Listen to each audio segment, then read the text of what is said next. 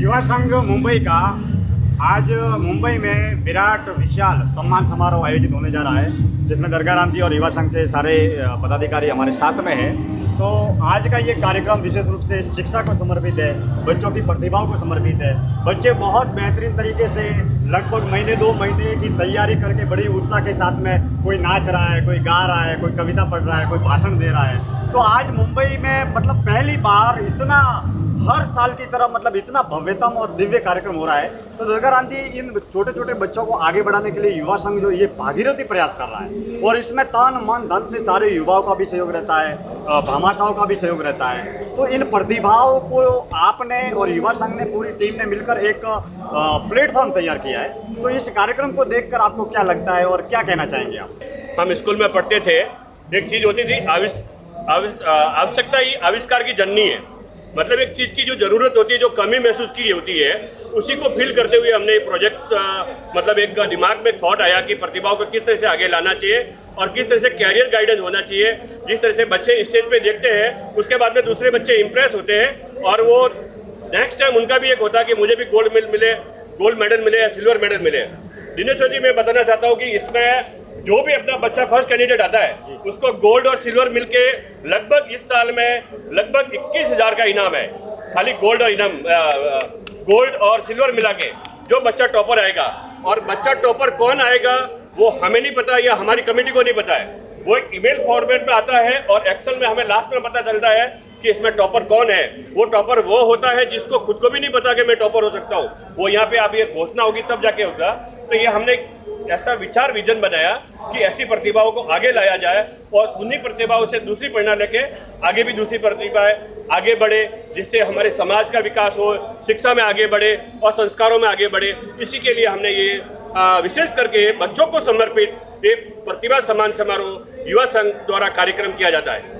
बिल्कुल, एक विशेष रूप से आपको पूछना चाहूँगा कि युवा संघ की स्थापना, इस पौधे को रोपने में, स्थापना करने में, इसको बनाने में आपकी बहुत बड़ी प्रेरणा शक्ति और आपकी बहुत अहम भूमिका रही है।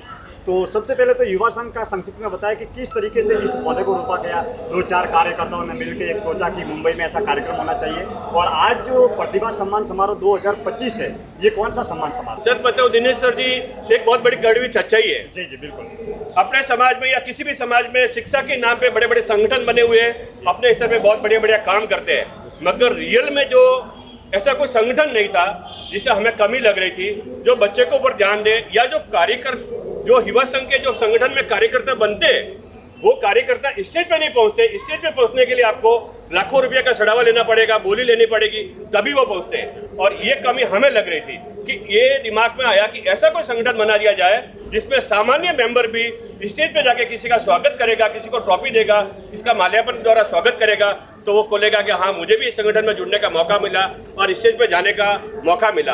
प्रथम तो हमारा ध्येय ये था कि ऐसे सभी कार्यकर्ताओं को स्टेज पे आने का मौका मिले, और उसके बाद में फिर ये हमारा शिक्षा के प्रति जो हमें था कि बच्चों को समर्पित स्टेज बना दिया जाए, जिसपे हम किसी सिस्टम के खिलाफ नहीं है, मगर ये जाजम लगा के बैठ जाओ और बच्चों के नाम पे, और बच्चे वहाँ पे स्टेज पे भी नहीं आवे, उसी के ध्यान में रखते हुए आपने देखा इसमें मुख्य बिंदु ये, स्टेज पे कोई नहीं बैठेगा और सिर्फ बच्चों का परफॉर्मेंस होगा। बच्चों के परफॉर्मेंस के बाद में प्रतिभाओं को सम्मानित किया जाएगा। ये हमारे एक विजन था। इसी विजन के तहत में हमने सन 2013 में अप्रैल महीने में हमने इसकी दिमाग में थॉट रखी थी। 4 जन थे हम लोग इसमें, मैं था, मंगलेश जी थे, हीरालाल जी थे और सोहन जी थे। 4 जन ने हमने इसके ऊपर, उस समय आपको याद दिलाऊं मैं, एलबीटी का काम चल रहा था, एलबीटी की वजह से धंधे बंद थे। तो स्ट्राइक में हमने ये 4 दिन में मानेंगे, रोज इसके ऊपर मंथन करते हुए फिर नियम बनाए, इस तरह से नियमावली शुरुआत की, और अक्टूबर 20 तारीख को 2013 में हमने पहला प्रतिभा सम्मान समारोह किया था। उसी से बाद में लगातार अब ये 6ठा प्रतिभा सम्मान समारोह है। 6ठे सभी प्रतिभा सम्मान समारोह में स्टेज पूरी तरह से बच्चों को और प्रतिभाओं को समर्पित रहा है। विशेष रूप से युवा संघ का कार्यक्रम प्रतिभाओं के लिए और प्रतिभाओं के द्वारा आयोजित होता है और युवा संघ ने एक भागीरथी प्रयास किया है जो पूरे मुंबई में नहीं पूरे भारत देश में इसकी चमक और इसकी प्रतिभाओं को प्रोत्साहन के लिए कार्य किया जाता है। यहाँ पर जितने भी स्कूल कॉलेज के विद्यार्थी है, कोई नाचने वाले, कोई बोलने वाले, कोई गाने वाले, कोई RAS है, कोई IPS है, कोई चार्टर्ड अकाउंटेंट है, कोई डॉक्टर है, कोई वकील है, यानी कि समाज की प्रतिभाओं का एक अनूठा मंच जो आज यहाँ पर सजाया है और यहाँ पर बच्चों में इतना उत्साह, उमंग, जुनून और जिज्ञासा नजर आ रही है।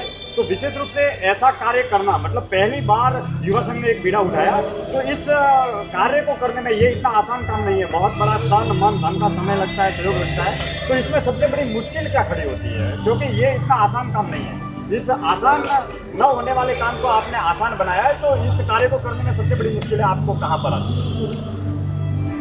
मुश्किलें तो मतलब क्या होती है कि एक भ्रांति को तोड़ने में मुश्किल आई हमें। जी बिल्कुल।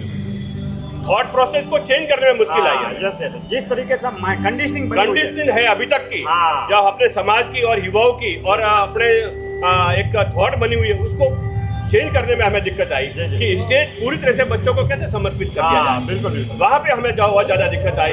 फिर हमारे साथ में पहले लोग कम जुड़े, हमने 5-5 हज़ार का करके फिर कार्यक्रम किए, कोई भामाशाह नहीं थे। उसके बाद में धीरे धीरे लोग जुड़ते गए, कारवा बनता गया। मैं आपको बता दूं कि गोरेगांव का नेस्को ग्राउंड है, जहाँ पे सामान्य कोई समाज का कार्यक्रम नहीं होता है। वहाँ पे हमने युवा संघ ने 10,000 पब्लिक को AC हॉल में खाना खिलाया, AC हॉल में पूरा कार्यक्रम किया था।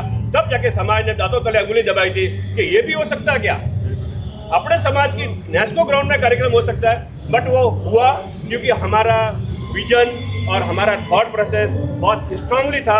हम खुद को नहीं बदलना, खुद को बदलना चाहते थे और साथ में और लोगों को भी सोच को बदल के हम लोग जोड़ने की कोशिश कर रहे थे और काफ़ी हमने सफलता पाई है लोगों की भ्रांतियाँ और उनकी सोच को बदलने में, सही सोच को निर्माण करने में। और लगभग अब निर्माण हो चुकी है, अब एक ट्रस्ट बन चुका है। अब मैं आगे इसकी कड़ी में आगे बताना चाहता हूँ आपको कि अब तक तो प्रतिभा सम्मान समारोह हुआ युवा संघ के द्वारा। मैं आप सभी जनता से हमने मतलब समाज के बंधुओं को निवेदन करना चाहता हूँ कि युवा संघ आज के बाद में अब से एक फाउंडेशन का निर्माण किया है जिसका नाम है फूलमाली युवा फाउंडेशन, जिसके अंदर आप जो भी हमें पेमेंट देंगे प्योरली 100% वाइट होगा। उसी में भी यही काम चलेंगे अपना जीव दया, शिक्षा और स्वास्थ्य के बारे में। और आने वाले समय में पूरी रूपरेखा आपके द्वारा आपके सामने प्रस्तुत की जाएगी, समाज के सामने, प्रतिभाओं के सामने। दिनेश्वर जी, जिसके अंदर बच्चों को शिक्षा और समाज में स्वास्थ्य के लिए युवा संघ पूरी तरह से फाउंडेशन के नियमानुसार कार्य करेगा। फाउंडेशन में किया जा सकता है क्योंकि आने वाला समय ऐसा नहीं रहेगा, सब हमें पूरा वाइट में काम जाने वाला है। उसी दिशा में अब आगे युवा संघ एक फाउंडेशन के रूप में काम करेगा, जैसे शिक्षा और स्वास्थ्य के लिए काम करेगा।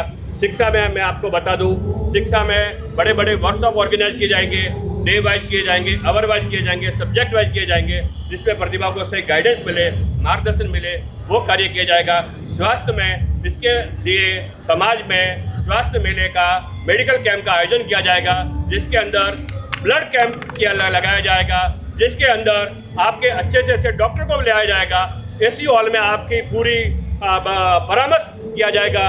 जो भी समाज के कराना चाहते हैं या जो मेडिकल डॉक्टर को दिखाना चाहते हैं, उसके बाद में उनकी जांचें कम से कम दर में, नाम मात्र शुल्क में युवा संघ द्वारा, फाउंडेशन द्वारा की जाएगी। समाज के स्वास्थ्य के लिए ये युवा संघ आगे जाके फाउंडेशन के रूप में सरकारी नियमानुसार यह फाउंडेशन किस तरह से काम कर सकता है, उसके तहत में हम लोग कार्य करेंगे।